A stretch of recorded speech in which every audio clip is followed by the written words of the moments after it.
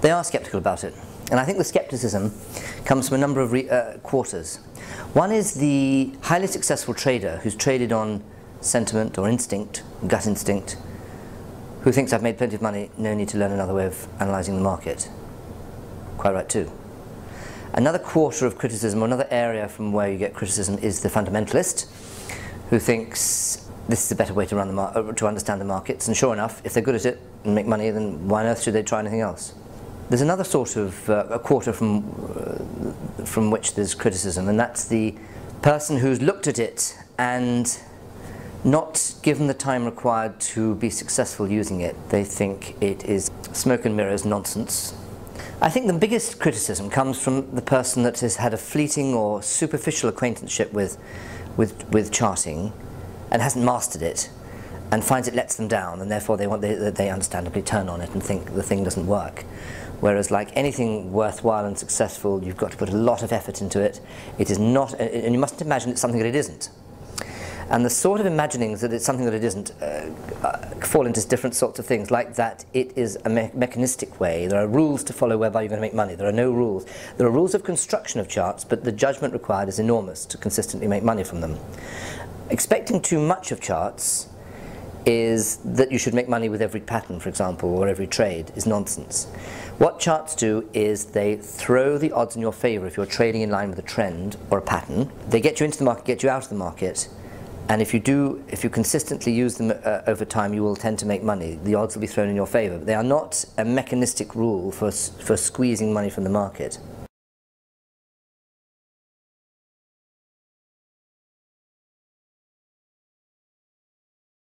The whole question of combining fundamental and technical analysis is a fascinating one. It's not an easy marriage. The rationale is this, that if you can get a technical picture that favours a trade, and you find a fundamental picture at the same time that favours a trade, then the trade looks extra good. The issues of trading are getting into the market and then controlling your position. The fundamentalist tends to have a longer term view. He wants to wait till the fundamentals turn before he gets out. The technician tends to look to be rather shorter term. So even though they may work together in tandem to get you into the market, getting you out of the market may be problematic. They can work. It has to be worked out very hard, and it isn't an easy one. But obviously, I think if you can do it well, two brains are better than one.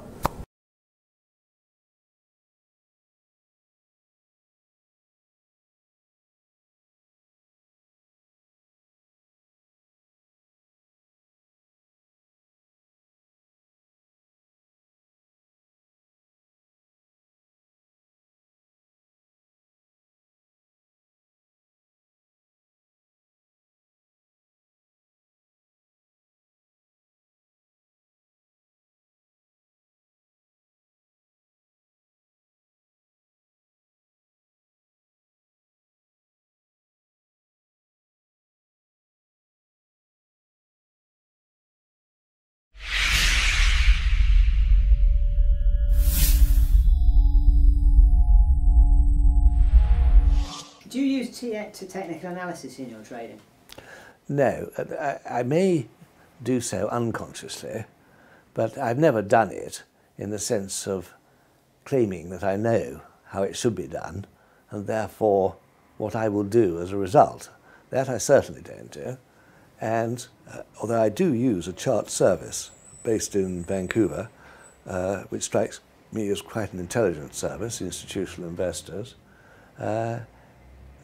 with a caveat to my distancing myself from technical analysis, is that if you remember, technical analysis starts with the proposition that one should observe the points at which people buy and sell shares, and whether the share price moves up or down from that point.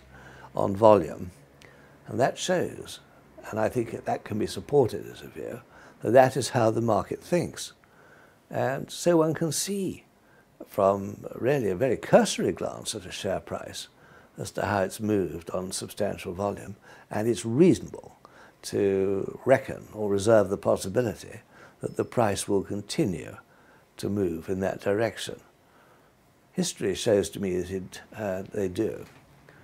Certainly, if I think that a company is overvalued, I'm cautious about shorting it if, in fact, it looks to me as if the chart is still charging up. But on the other hand, when a share has tipped over, I'm very much minded to give the share another kick on the way down. If it looks to me, that's what people want to do with the stock. I'd never do that just on the chart. That would be ridiculous. But one must take a view on the fundamentals of the stock. But the chart is a very interesting pointer as to what one does subsequently when trading. Good. Do you favour any particular technical analysis to the guide you? Bollinger Bands, Fibonacci. Are there any of them that you have a preference for? My only acquaintance with Bollinger Bands is when disposing of a bottle of that name. I don't think in terms of these terms from charting. Perhaps I should, but I don't. I mean, I agree the Fibonacci numbers are extremely interesting, but I've never felt that it's possible to draw useful conclusions using them. Okay.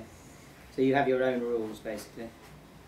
Yes, but I'm not sure what the rules are, since you raise the point. But I would be reluctant to do anything mechanical on the basis of charts. Okay. How do you do your research, and how do you keep up with the markets? Well, I follow the press and the bulletin boards, and it's perusal of those information sources that give an idea of stocks that are going on. Also, there are chaps I know who are promoting stocks, and they talk to me and ask me what is my opinion of these stocks, and inevitably one takes a view and one proceeds. There's no fixed way of doing it. You can't say, I'm going to get up tomorrow morning and find a stock. What will happen is you wake up the following day and the stock will come and find you.